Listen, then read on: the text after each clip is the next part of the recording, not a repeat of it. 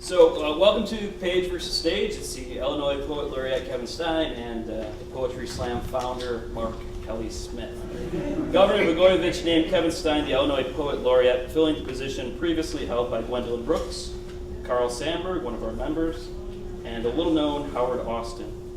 Kevin is the author of 7 poetry collections, 2 scholarly books, 2 poetry anthologies, numerous poems and essays published in journals as well as anthologies. Mark is the creator of the Poetry Slam, and it's a worldwide phenomenon at this point. He travels all over teaching societies and communities how to gather, get out of the rooms, and enjoy poetry together.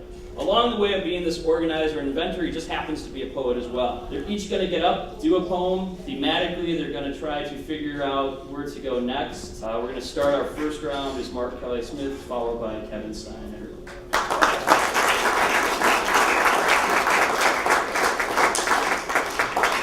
This was one of the very early poems when I had formed the Chicago Poetry Ensemble in 1985. It's from a show called Circus Chatter. Any requests? Do you wish to make a request? Request that I hang myself upside down from a tight wire trapeze, suspended by the knees, swing myself around and around in an ever-widening gyre, bristles on my fingertips, a red sable brush in my mouth, an artist at the edge of an ever-changing universe, marking each lap of his dangling gyration with a jittery brushstroke smear, poking, jabbing, stretching the highly elastic fabric of his brutal imagination. Is that enough? Is it enough to be just part of the arena?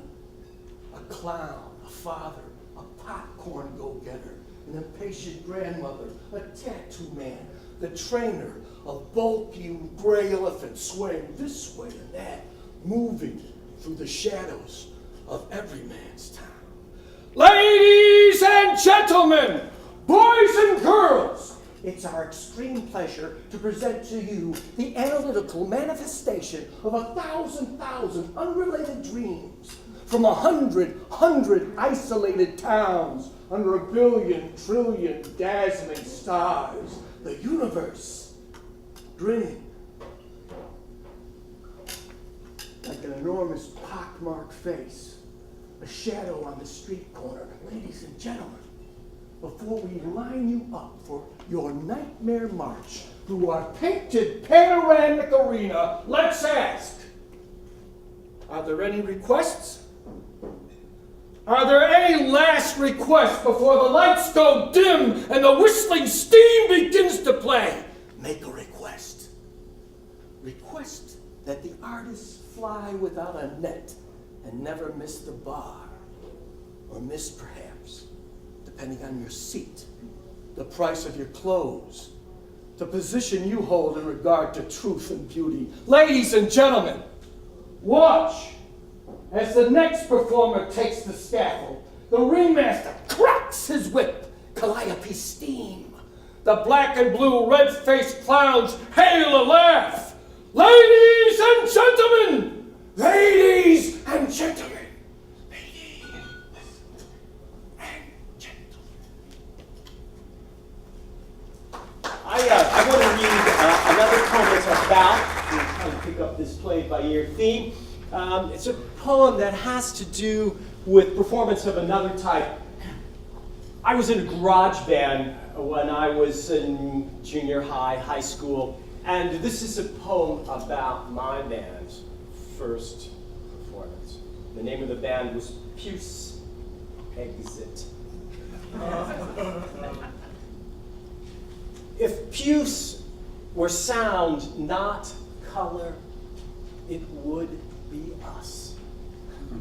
Deep purple, though more confused and discordant.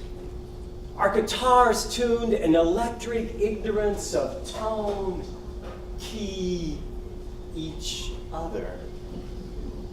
The word puce derived from the Latin for flea, as appropriate for pests in the hides of neighbors. our raucous weekend practice. Pubescent groupies lingering on basement steps. First on the block to show hearing loss. First to wear paisley with polka dots. And exit, of course, because music is our ticket out. It's Peggy Wasolinsky's 14th birthday party. A real gig. Her parents too cool or simply so new to America, they're expecting something with accordion and banjo. Not the freight we unload from my father's blue Chevy. Amps, mics, drums, Christmas color wheels for visual effect.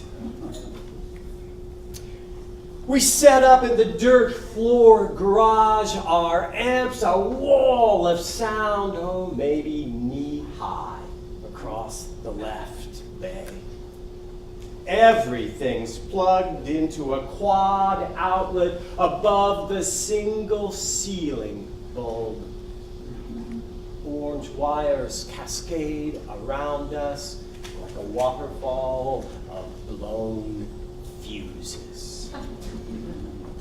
We start